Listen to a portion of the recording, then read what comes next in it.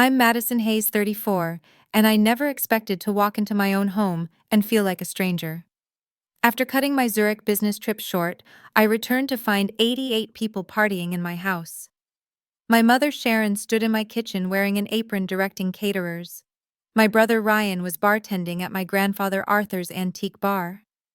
A family reunion was in full swing that I knew nothing about in the house my grandfather left specifically to me. If you're watching this from a family gathering, I hope yours is more welcoming than mine was.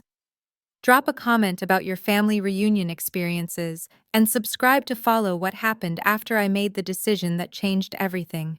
I built my career the hard way. While most of my college friends were partying, I was coding until 3 in the morning, developing the skills that would eventually land me a position at Next Gen Solutions.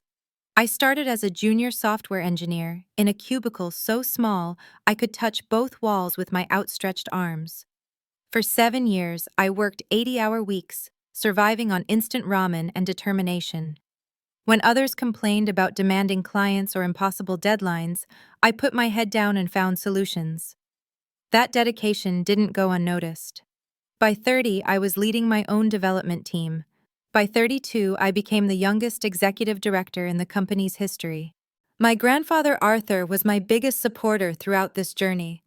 He was an engineer himself. Old school, worked with his hands building bridges across the country. He understood dedication and craftsmanship.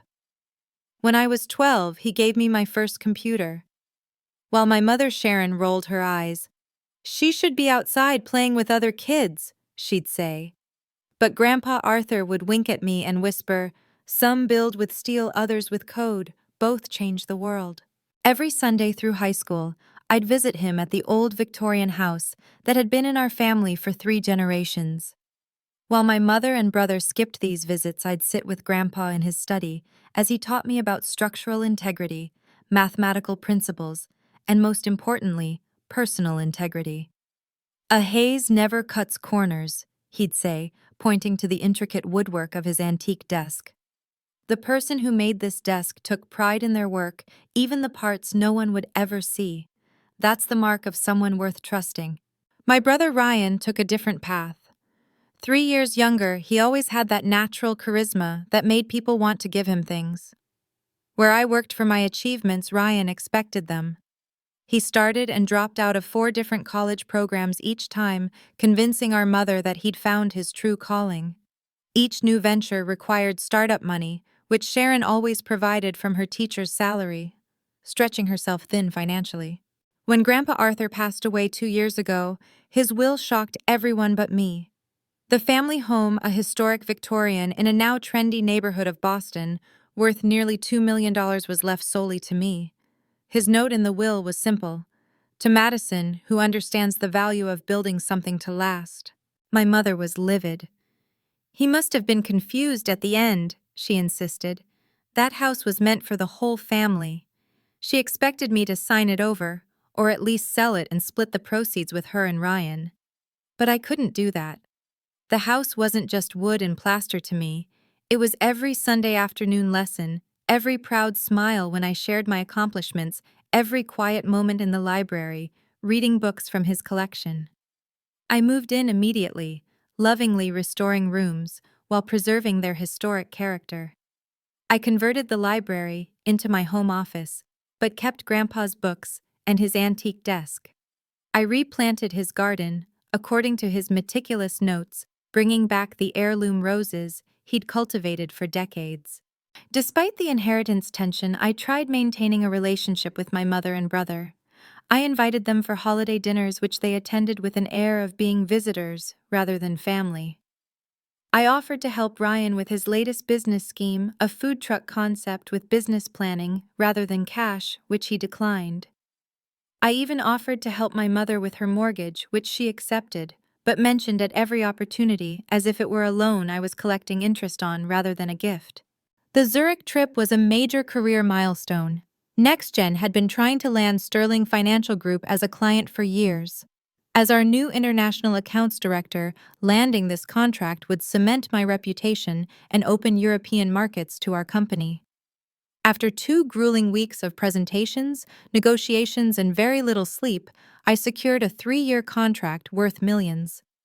The team wanted to celebrate in Zurich for the weekend, but I was homesick. I wanted to celebrate in my own way, a quiet evening in my garden with a glass of good wine, reflecting on how far I'd come.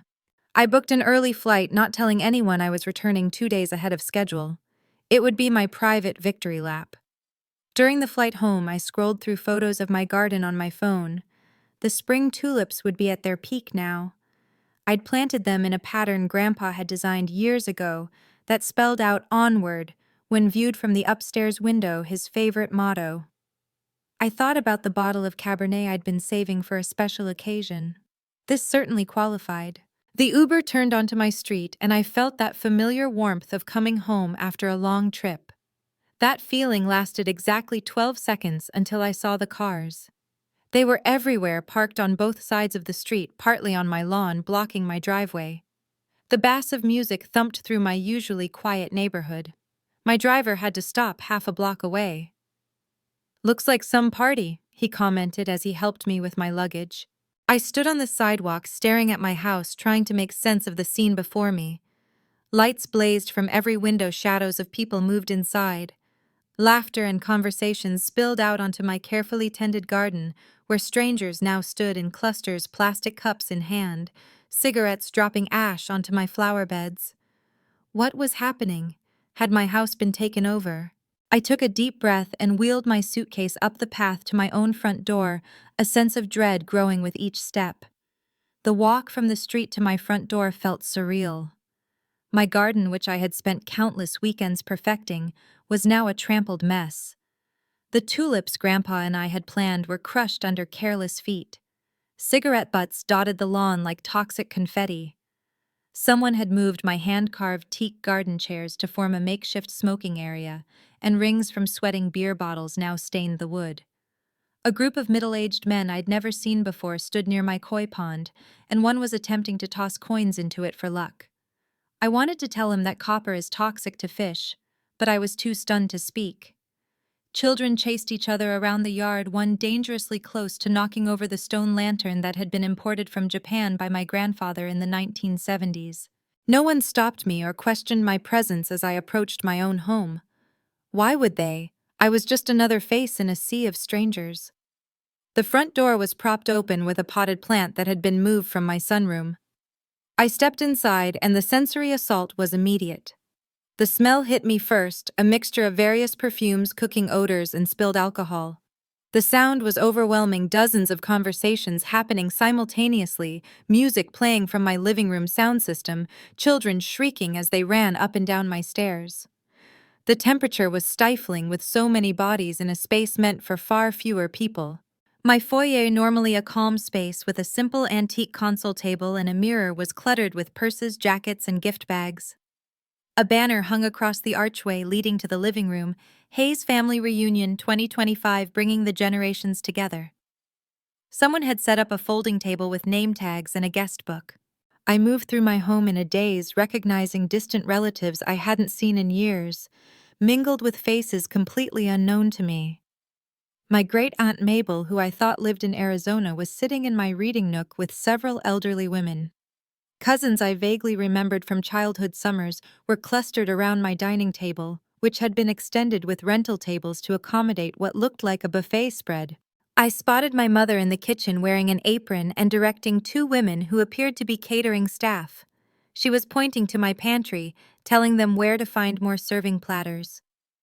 Sharon was 62, but looked younger, her hair freshly highlighted and styled, wearing a dress I'd never seen before with a corsage pinned to it. When she turned and saw me, there was no joy in her expression, no surprise moment. Instead, she looked annoyed, her smile faltering. "Madison, what are you doing here? I thought you were in Europe until Sunday." Not "welcome home" or "we missed you." Just irritation at my unexpected appearance at my own house. "I live here, Mom," I said, still struggling to process the scene. "What is all this?" "It's the family reunion," she said, as if it were obvious. "We've been planning it for months." "Planning what, in my house without telling me?" She waved dismissively. "We knew you were busy with work. Besides, you're always saying we should use the house more, that it's too big for just you." That wasn't true. I'd never said anything remotely like that. In fact, I'd been clear about my boundaries regarding the house, especially after Ryan had once shown up with friends for an impromptu pool party while I was at work. Before I could respond, my brother appeared carrying a tray of empty glasses. At 31, Ryan still had the same boyish charm that had gotten him out of trouble throughout childhood. He wore a blue button-down with Hayes Family Reunion Host embroidered on the pocket. "Oh, you're back early," he said casually. "Surprise." The afterthought lacked any genuine enthusiasm. "How did you even get in?" I asked, though I already knew the answer. "Mom had the spare key you gave her for emergencies," Ryan replied with a shrug. "Don't worry, everything's under control. We hired cleaners for tomorrow." I looked around at my home, transformed without my knowledge or consent into a venue for people who were largely strangers to me. I noticed scratches on my hardwood floors from moved furniture. Someone had rearranged my living room to accommodate more seating, pushing my grandmother's antique secretary desk against the wall, where it now had a cluster of wine glasses sitting on its surface, leaving rings on the 19th century wood. A tall older man approached me with a curious expression. "You look familiar. Are you from Mabel's side or Richard's side?" "I'm Madison Hayes. This is my house," I said flatly. His eyes widened slightly. "Oh, you're Arthur's granddaughter, the one who got the house." The way he said "got the house" made it sound like I'd won a game show prize rather than inherited my grandfather's home that I'd spent countless hours in throughout my life. "Yes, I own this house," I clarified. "Well, it's nice of you to host everyone. Beautiful place. Should have been divided among the family, though, if you ask me." A lot of people were surprised by Arthur's decision. He wandered off before I could respond, leaving me seething. I moved through the crowd, hearing snippets of similar conversations. Never see her at family functions anyway. Spends all her time working. Doesn't even know half the family. What would she do with all this space? I spotted family photos displayed that had been taken from my storage boxes in the attic. Cousins were looking through my grandfather's record collection. Someone had moved my laptop from my office to make space for a dessert table. My private space had been completely violated. In the dining room, I discovered a stack of custom t-shirts with Hayes Family Reunion 2025 printed on them, along with a date from 3 weeks ago. This wasn't a spontaneous gathering. This had been planned well in advance without me. My head was spinning. I needed air. I stepped out onto the back porch, only to find it occupied by teenagers I didn't recognize scrolling on their phones and complaining about being dragged to a lame family thing. I walked back through the house past my mother, who was now posing for photos with people introduced as second cousins from Chicago, past Ryan, who was mixing drinks and soaking up attention from female relatives, past great uncle someone, and first cousin once removed whoever. No one noticed as I picked up my suitcase still sitting in the foyer where I'd left it. No one called after me as I walked out the front door. I made it halfway down the block before tears blurred my vision. I pulled out my phone and booked a room at the Marriott downtown. I couldn't stay and make a scene. I couldn't pretend this was okay. I needed space to think. As the Uber pulled away, I looked back at my grandfather's house. My house glowing with light and life, filled with people who didn't know me, didn't respect me, and apparently didn't miss me when I wasn't included in family events. The betrayal cut deep, but it was the disrespect to my grandfather's wishes and my personal space that hurt most of all. I checked into the hotel in a daze, dropped my suitcase by the generic desk, and sat on the edge of the bed. The quiet of the room was a stark contrast to the chaos I'd just left. I picked up my phone and stared at the screen, wondering who to call, what to do next, and how I'd ever look at my home the same way again. The hotel room felt sterile and impersonal, but at least it was quiet. I sat on the edge of the bed for nearly an hour, my mind replaying the events of the evening like a bad movie I couldn't turn off. This wasn't the first time my mother and brother had dismissed my feelings, but it was certainly the most flagrant. As the initial shock wore off, memories surfaced from throughout my life, a pattern I'd normalized, but now saw clearly. My 8th birthday party, where my mother invited the entire class, but forgot to order a cake that I wasn't allergic to. "Oh, Madison, don't make a fuss. The other children are enjoying themselves." My high school graduation, where they arrived late and left early for Ryan's baseball game. It's the semifinals, Madison. You just walk across the stage. We'll see the photos. The biggest one when I received a prestigious engineering scholarship, and my mother responded by asking if I'd considered something more feminine. Meanwhile, Ryan's mediocre grades were celebrated, his abandoned hobbies funded, his irresponsibility framed as finding himself. I called my best friend Chloe at midnight, not caring about the late hour. Chloe had witnessed my family dynamics for over 20 years and never minced words about them. They did what, she exclaimed after I explained the situation, in your house without even telling you. Oh hell no, Madison. That's beyond disrespectful. Am I overreacting? I asked, suddenly doubting myself as I'd been conditioned to do. Overreacting. If anything, you're underreacting. They invaded your personal space, used your property without permission, and didn't even invite you to a family event in your own home. That's not normal, Madison. That's not okay. Chloe's validation helped solidify what I already knew. This wasn't about a party. This was about a fundamental lack of respect that had characterized my relationship with my mother and brother for decades. I'd set boundaries they consistently ignored. I'd offered olive branches they took for granted. I'd made excuses for their behavior that they never had to make for themselves. I barely slept that night, my mind running through options. Confront them. They'd minimize it, request an apology. They'd give a hollow one to appease me until next time. Try to explain my feelings. They'd make me feel oversensitive. Morning came, and with it resolve. I returned to my house at 9:00 a.m., expecting most guests would be gone. I was right about the guests, but wrong about the state of my home.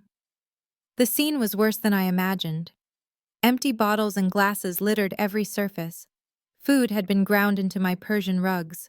Someone had been sick in my powder room sink. Rental chairs were stacked haphazardly in my living room. My garden looked like a tornado had hit it. My mother was in the kitchen drinking coffee and scrolling through her phone. She looked up when I entered. There you are. Where did you disappear to last night? So dramatic, Madison. No apology, no acknowledgement of the violation, just criticism of my reaction. I stayed at a hotel since my bedroom was apparently being used as a coat check room. I replied, struggling to keep my voice even. Oh, that was Ryan's idea. We needed the space. You know how these things go. The cleaning crew will be here at noon. That's not the point, Mom. You used my house without asking me. You didn't even tell me about a family reunion, let alone invite me to it. She sighed, as if I were being unreasonable. You're always working anyway. Would you even have come? Besides, you're so particular about everything. If we'd asked, you would have had a million conditions. Yes, I would have had conditions about the use of my personal property. That's normal. Ryan emerged from the guest room, hair disheveled, wearing yesterday's clothes. Morning, he mumbled, heading straight for the coffee.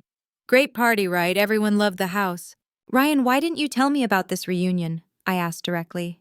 He shrugged. We needed a big place and you have all this space. Seemed obvious. What's the big deal? We're family.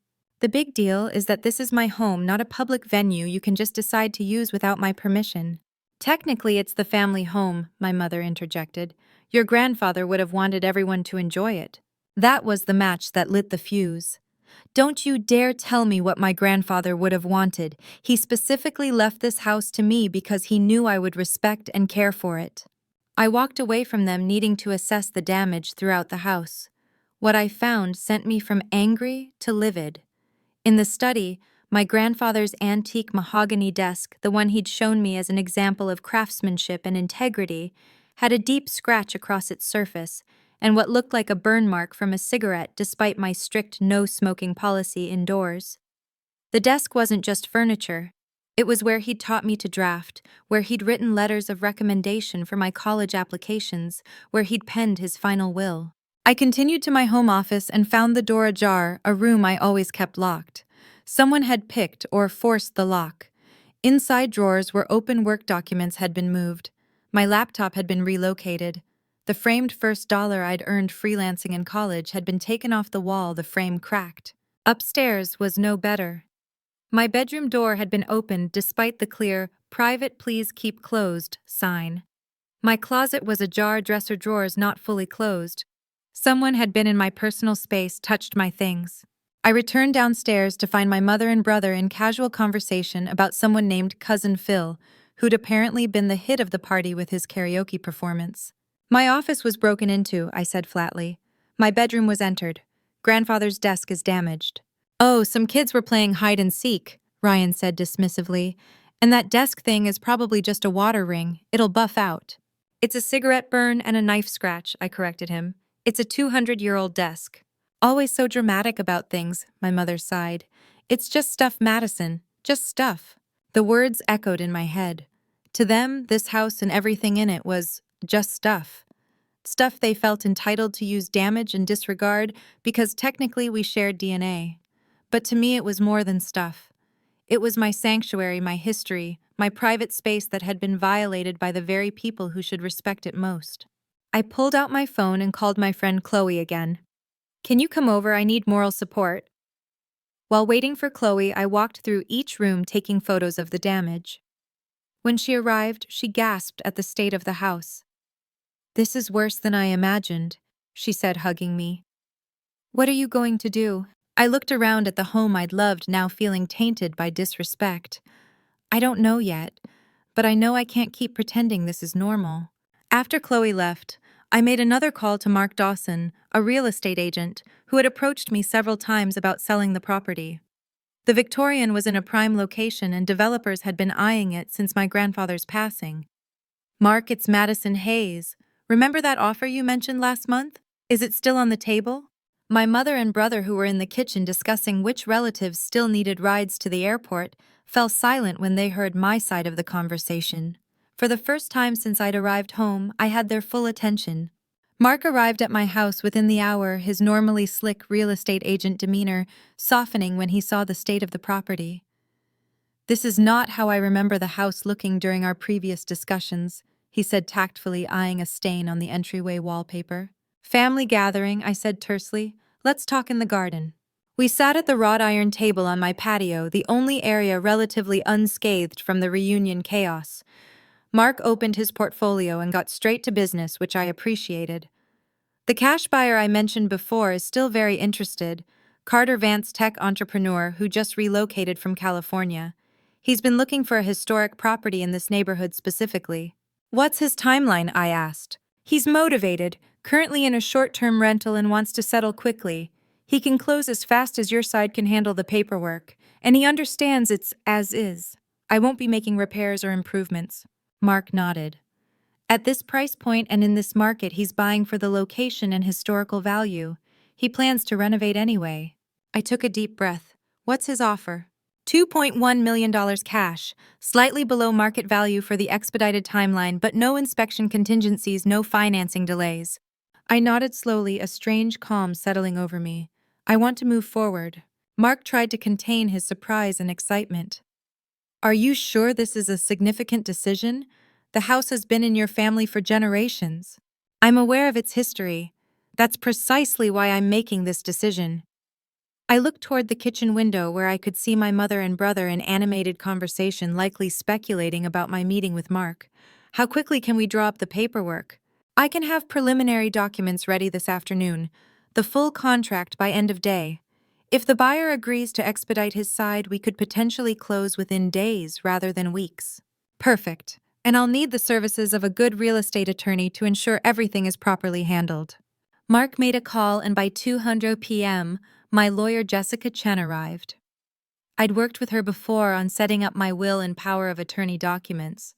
She was thorough and discreet, exactly what I needed. While Mark prepared the initial paperwork in my damaged study, Jessica and I spoke privately in the garden. Are you certain about this, Madison? A hasty sale often benefits the buyer more than the seller. I understand that, Jessica, but my circumstances have changed and I need to move quickly. The price is fair enough considering the convenience of a cash deal and quick closing. She studied my face. This isn't like you. You're usually methodical about financial decisions. Sometimes clarity comes suddenly, I replied. I've realized this house has become more burden than blessing. By late afternoon, I had signed preliminary documents and authorized Mark to present the offer to Carter Vance. My mother and brother had been suspiciously quiet, observing from a distance but not interfering. That changed when Mark left. What was that about? my mother demanded, entering the garden where I sat reviewing paperwork with Jessica. Business, I replied simply. What kind of business requires a real estate agent at our family home? Her emphasis on our didn't escape me. I introduced Jessica as my attorney, which immediately put my mother on alert. I'm selling the house, I said calmly. The buyer is prepared to close quickly. I'll need you both to remove your belongings by tomorrow evening. The silence that followed was deafening. Then came the explosion. You can't be serious, my mother finally spluttered. This is impulsive and ridiculous even for you. Ryan stepped forward. Come on, Madison, you're overreacting about the party. We said we're sorry. Neither of you has actually apologized, I pointed out. But this isn't about apologies anymore. This is about recognizing that some boundaries once crossed can't be uncrossed. So you're punishing us by selling our family home?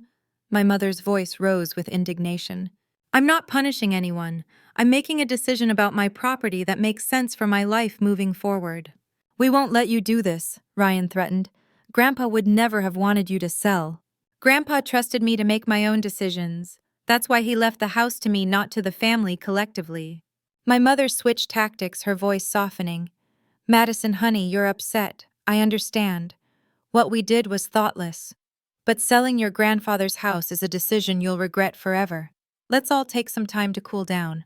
It was the same pattern I'd seen my entire life: minimize, deflect, then pretend to compromise when those tactics failed. Not this time. The decision is made, Mom. I've signed the preliminary documents. Mr. Vance has already verbally accepted the offer and is sending the signed contract back tonight. Jessica, bless her, chose that moment to interject. Mrs. Hayes, the transaction is already in process. Your daughter has the legal right to sell her property. I suggest you respect her decision and focus on your arrangements for relocation. My mother turned to me, tears welling in her eyes. Where are we supposed to go on such short notice? The manipulation was so transparent it almost made me laugh. The same place you were living before you decided to move in here without asking. Your apartment. The one I've been helping you pay for. Ryan stepped closer, his voice low and threatening. I could contest Grandpa's will. Say he was manipulated or not of sound mind. Jessica answered before I could. The deadline for contesting the will passed 18 months ago, Mr. Hayes, and I personally conducted the capacity assessment before your grandfather signed his will. It would be a frivolous claim. I spent the rest of the evening in methodical organization, packing the items that truly mattered to me. My grandfather's collection of first edition engineering books, family photos from happier times, the small wooden box of letters he'd written me throughout college. I carefully wrapped his pocket watch and the fountain pen he'd used to sign his final will. The desk would have to stay too damaged now to transport safely without professional help and too painful to look at daily. Perhaps Carter Vance would restore it, or perhaps it would be replaced by something modern. Either way, I was learning that the memories attached to objects lived on even when the objects themselves changed hands. My mother made several more attempts to change my mind, alternating between guilt, anger, and sudden promises to do better in the future. Ryan fluctuated between threats and bargaining. I remained resolute, feeling a strange sense of peace despite the chaos around me. By midnight, my essential belongings were packed into my car. I'd booked an extended stay hotel until I could find a new place. As I prepared to leave for the night, I took one last walk through the house. Not as a goodbye, but as a release. Each room held memories, but I realized the most important ones would travel with me. My mother stood in the foyer as I headed for the door, her final attempt at manipulation ready. If you do this, Madison, you're tearing apart this family. I turned to her with a sad smile. Mom, you can't tear apart something that was never truly together. I slept more soundly in the hotel that night than I had in months. The next morning dawned bright and clear.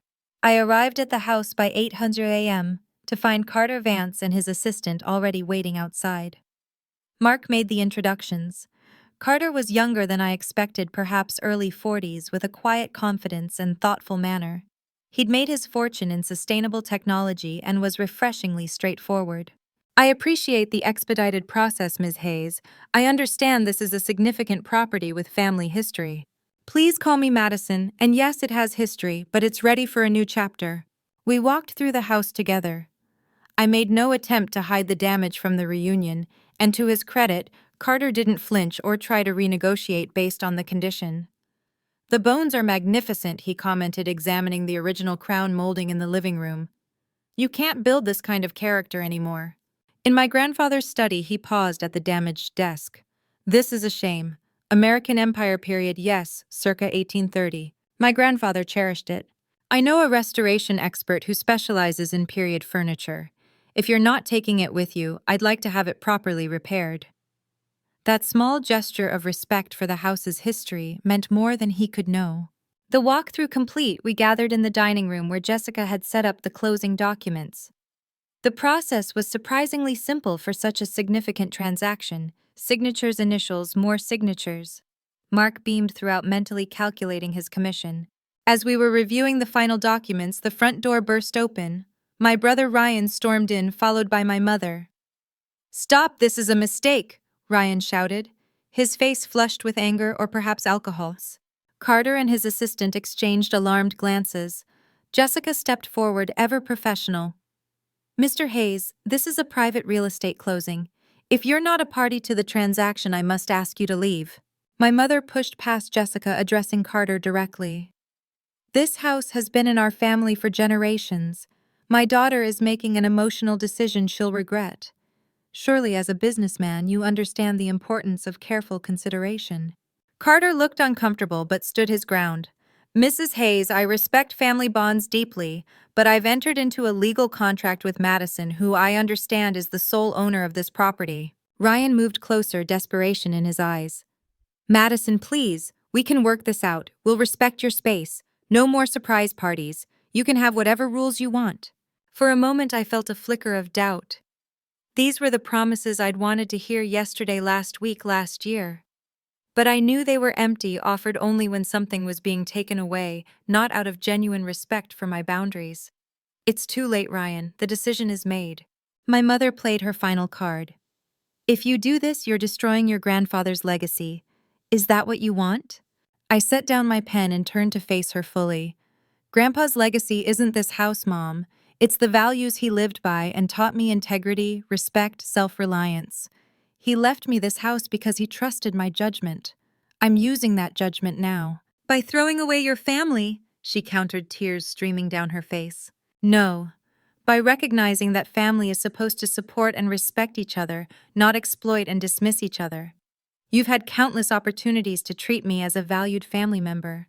Instead, you've treated me as an inconvenience at best, a resource to use at worst." Ryan stepped forward, his tone threatening. "If you do this, don't expect us to be there when you realize what a mistake you've made." I looked at my brother, the boy I'd helped with homework, the teenager whose bail I'd paid, the adult whose business ventures I'd funded. I felt a profound sadness, but also a strange relief. That's a risk I'm willing to take. Jessica, ever practical, interrupted the family drama. "If we could continue with the closing, Mr. Vance has a tight schedule." My mother made one last emotional appeal, promising that things would be different, that she understood now how I felt, that we could start fresh. But her words rang hollow against the backdrop of decades of similar promises, all broken. I signed the final documents. Carter Vance handed over a cashier's check for the down payment, with the remainder to be wired upon recording of the deed. We shook hands, and just like that, the house that had been in my family for 3 generations belonged to someone else. The moment was anticlimactic. No thunderclap, no dramatic music, just the rustle of papers being gathered and the quiet click of briefcases closing. Carter approached me after the formalities were complete. "I want you to know I'll honor the history of this home. It won't be torn down or fundamentally changed." "Thank you, that means a lot." I handed him a set of keys, the same keys my grandfather had given me 2 years earlier. "There's a hidden compartment in the library behind the 3rd bookshelf from the left. My grandfather kept historical documents about the house there. You might find them interesting." He accepted the keys with a respectful nod. "You're welcome to visit if you ever want to." "That's kind, but I don't think I will. Some chapters need to stay closed." My mother and brother watched in stunned silence as I gathered my belongings. There were no goodbye hugs, no wishes for good luck in my new life. just the heavy weight of choices made and consequences accepted. As I walked down the front path for the last time, I felt lighter with each step. The garden that had once brought me joy now reminded me only of disrespect. The walls that had witnessed my grandfather's lessons now echoed with the sounds of a party I hadn't been invited to. I placed the last box in my car and looked back one final time. My mother stood in the doorway, her expression unreadable. My brother was nowhere to be seen. I raised my hand in a small wave, then got in my car and drove away from the house, the check for $2.1 million in my purse, and an uncertain but unencumbered future ahead of me. The first week after selling the house passed in a blur of practical matters. I moved from the extended stay hotel to a furnished apartment with a 6-month lease, giving myself time to decide where I wanted to settle permanently. I opened a new investment account for the majority of the proceeds, set aside funds for taxes, and tried to adjust to my new reality. The silence from my family was both expected and jarring. No calls, no texts, not even angry voicemails. It was as if I'd ceased to exist in their world the moment I signed those closing documents. Part of me was relieved to avoid the drama, but another part ached for the family. I wished I had one that would have acknowledged the pain they caused and genuinely sought reconciliation. That silence broke on day 9 when my social media accounts suddenly flooded with messages from extended family members. Cousins I barely knew, great aunts I hadn't seen in years, all expressing their shock and disappointment in my selfish decision to rob the family of its heritage. The stories they'd been told were predictably one-sided. According to the family grapevine, I'd had a tantrum over a harmless family gathering and impulsively sold our communal heritage out of spite. No mention of the uninvited use of my home, the damage to irreplaceable items, or the years of disrespect that had led to my breaking point. I didn't bother responding to most messages, but I did answer my cousin Melissa, who had always been kind to me. Her message was more measured than the others, asking genuinely if I was okay. "I'm doing fine," I wrote back. "There's more to the story than you've probably heard, but I'm at peace with my decision. I hope you and your family are well." Her response surprised me. "I figured there was more to it. Your mom and Ryan have always had a different version of reality. For what it's worth, I think Grandpa Arthur would understand. He never let anyone walk over him either." That small validation from someone who had known my grandfather meant more than she could realize. At work, I threw myself into the success of the Sterling Financial Group implementation. My team noticed my renewed focus and energy. Chloe observed during our weekly lunch that I seemed lighter somehow. "Despite everything, I feel lighter," I admitted. I didn't realize how much emotional weight that house carried, not just the good memories of Grandpa, but the constant struggle with Mom and Ryan. Now when I come home, it's just my space. No history, no expectations, no disappointment. "Have you heard from them at all?" Chloe asked. "Not directly.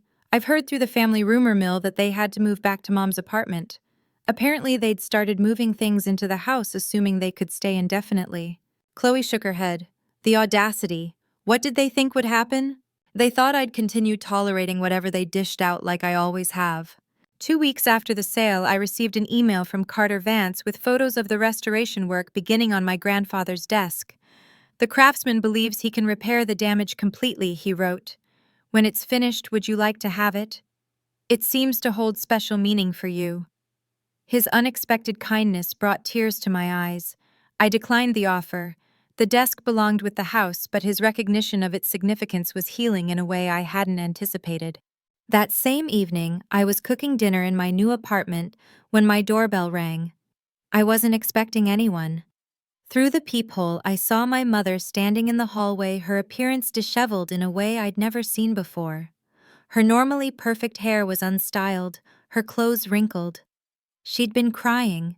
My first instinct was not to answer to protect the peace I'd been cultivating, but something, perhaps my grandfather's voice in my head reminding me about integrity, made me open the door. "Mom," I said, simply, neither inviting her in nor sending her away. "Madison," her voice cracked on my name. "Can I please come in just to talk?" I hesitated, then stepped aside. She entered cautiously, as if expecting to be ejected at any moment. My apartment was modest compared to the Victorian, a simple two-bedroom with standard fixtures and builder-grade finishes. Nothing special but mine, completely mine. It's nice, she offered, looking around, cozy. What do you want, Mom? I asked, too tired for small talk. She sank onto my couch suddenly, looking every one of her 62 years. We've been evicted from my apartment. The landlord found out Ryan was living there when the lease specifically prohibited additional occupants. Of course. She hadn't come to reconcile but to seek help. Financial help, most likely. I'm sorry to hear that, I said, keeping my tone neutral. Where are you staying now? A motel temporarily. It's not ideal. Ryan is looking for work, but you know how that goes. I did know. My brother's employment history was a series of enthusiastic starts and abrupt departures. What about your savings? I asked, though I suspected the answer. Used for the reunion, she admitted, not meeting my eyes. And some for Ryan's latest business idea, a specialty coffee shop. The location fell through. The admission hung in the air between us. My mother had spent her savings on a party I wasn't invited to, and another of my brother's doomed ventures. How much do you need? I asked, cutting to the chase. She looked up, hope flashing across her face. Just enough for a security deposit and first month's rent on a new place. $3,000, maybe $4,000. I'll pay you back, of course. The familiar pattern presented itself. Her crisis, my resources. Promises of repayment that would never materialize. For a moment I considered it. It would be easier than the alternative. I had the money. But then I thought about what my grandfather would say about enabling versus helping. I can't give you money, Mom. Her face fell. Madison, we're about to be homeless. After everything I've done for you. I'm not saying I won't help, I interrupted. I'm saying I won't give you money. There's a difference. She looked confused. What difference? I won't enable the same patterns that got us here, but I will help you find resources.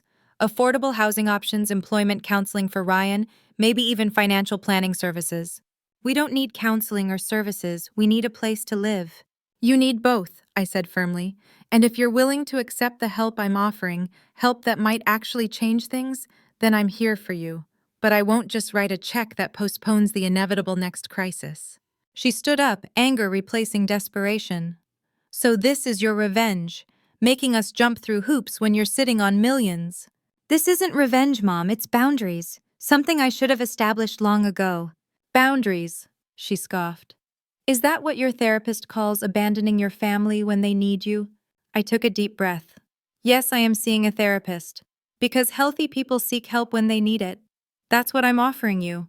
Real help, not a temporary band-aid. She gathered her purse, heading for the door. Keep your help and your judgments. We'll manage without you, like we always have. The irony of her statement when she'd shown up specifically because they couldn't manage without me wasn't lost on either of us. As she reached for the doorknob, I said quietly, "The offer stands, Mom. When you're ready for real change, call me." She paused, her back to me, shoulders rigid. For a moment I thought she might turn around, might recognize the opportunity being presented. Instead, she opened the door and left without another word. I sat alone in my new apartment, the dinner I'd been preparing now cold on the stove. The encounter had been painful but clarifying. For the first time, I'd offered help with conditions designed to create actual change rather than perpetuate dependency. It wasn't what she wanted, but perhaps it was what she needed. My phone buzzed with a text from Chloe checking in. You okay? I thought about the question carefully before responding. Getting there, one day at a time. And surprisingly, it was true. 6 months passed quickly. Spring turned to summer. Summer to fall. My temporary apartment gave way to a cozy townhouse in a quieter neighborhood, with a small but private garden where I planted tulips in memory of my grandfather. My career continued to flourish. The Sterling project led to a promotion and expanded international responsibilities. The most significant changes, however, were internal. Weekly therapy sessions helped me recognize patterns I'd normalized throughout my life and develop healthier responses to conflict. I learned that establishing boundaries wasn't selfish but necessary, that helping others didn't have to mean sacrificing myself. After our confrontation in my apartment, my mother and I didn't speak for nearly 3 months. I heard through Melissa that she and Ryan had found a small two-bedroom apartment in a less desirable neighborhood. Ryan had taken a job at a local hardware store, not his dream position, but steady employment for the first time in years. When my mother finally called, her tone was different, less entitled, more hesitant. "Madison, it's me. I was wondering if we could meet somewhere, just to talk." We arranged to meet at a neutral location, a coffee shop midway between our homes. I arrived early, choosing a table by the window where I could see her approach. She looked older, more subdued, but there was a dignity in her bearing that I hadn't seen before. "Thank you for meeting me," she said as she sat down, hands wrapped around her cup for warmth. "I've been doing a lot of thinking." "About what?" I asked, cautious but open. "About everything. The house, the reunion, the way I've treated you." She took a deep breath. "I wasn't fair to you, Madison. Not just with the party, but for years. I favored Ryan. I took you for granted. I resented your success instead of celebrating it." Her admission stunned me. Never in my life had I heard my mother acknowledge any wrongdoing, let alone a pattern of behavior. "What brought this on?" I asked. "Reality," she said with a sad smile. "When you have nothing, you start to see things clearly. And I had a good teacher in that department." "What do you mean?" "Your grandfather. After you sold the house, I was so angry. I went to visit his grave to, I don't know, complain to him about you." She shook her head at the memory. "While I was there, I remembered something he always said to me when I was young. Sharon, life doesn't owe you anything. It's what you build with your own two hands that matters." She looked up at me, eyes glistening. "I realized I stopped building a long time ago. I just expected things to be given to me by your father, by my parents, by you. That's not the example I should have set for my children." The conversation wasn't easy. There were moments of tension, old patterns threatening to resurface. But there was also an honesty that had been missing from our relationship for decades. "I can't change the past," she said as we prepared to leave, "but I'd like to try for a better future if you're willing." I didn't make promises I couldn't keep. "I'm open to trying, Mom, one step at a time. Rebuilding trust is a slow process." We started with monthly dinners, just the two of us. At first, eventually including Ryan when he demonstrated his own willingness to change.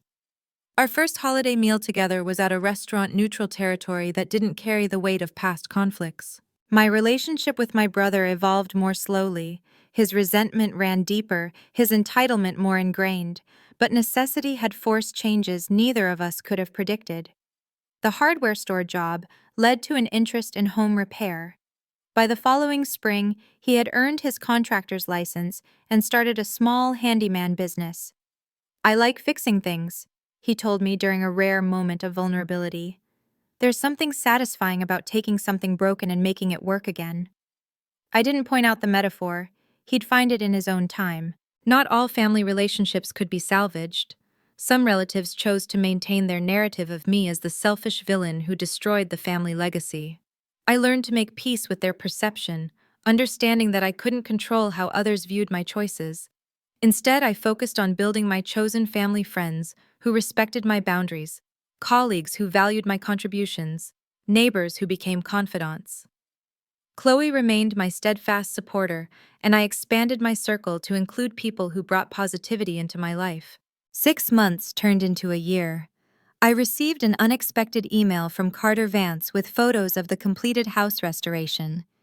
He preserved the historical character while modernizing the infrastructure. My grandfather's desk held a place of honor in the study, fully restored. The garden had been replanted according to historical designs, including a tulip pattern that spelled "onward" when viewed from above. "Your grandfather's legacy lives on," he wrote, "different but honored."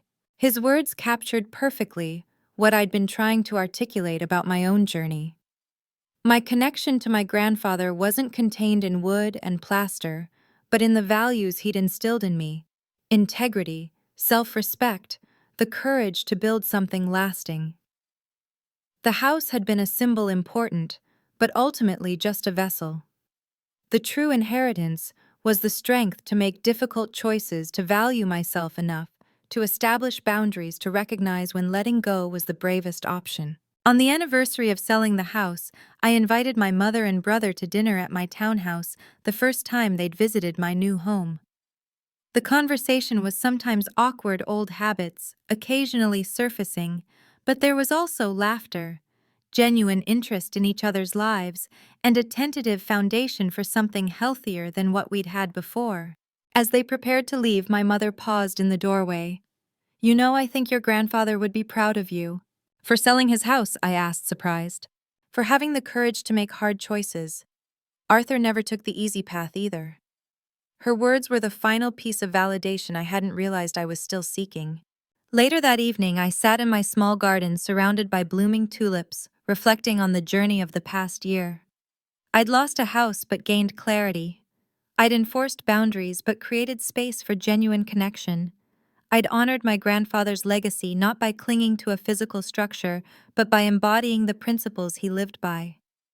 The path forward wasn't perfectly clear, but neither was it burdened by the weight of toxic patterns and unmet expectations. Each day brought new opportunities to build relationships based on mutual respect, rather than obligation or guilt. Some days were harder than others, but even the difficult moments felt honest in a way my previous life hadn't.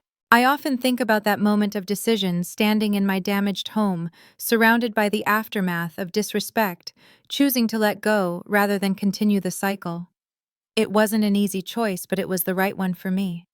Sometimes the bravest thing we can do is release what no longer serves us, even when that something is wrapped in the comfortable cloak of family tradition.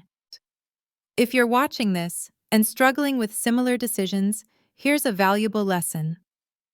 Boundaries aren't walls designed to keep others out. They're guidelines that teach others how to respectfully remain in your life. Your worth isn't determined by how much you're willing to tolerate, but by how much you're willing to respect yourself. Have you ever had to make a difficult decision for your own well-being that others didn't understand? Share your experience in the comments below. Your story might be exactly what someone else needs to hear right now. And if this resonated with you, please subscribe and hit the like button so others can find this message too. Remember, family is important, but so are you. Thank you for listening to my story, and I wish you the courage to write your own, whatever that looks like.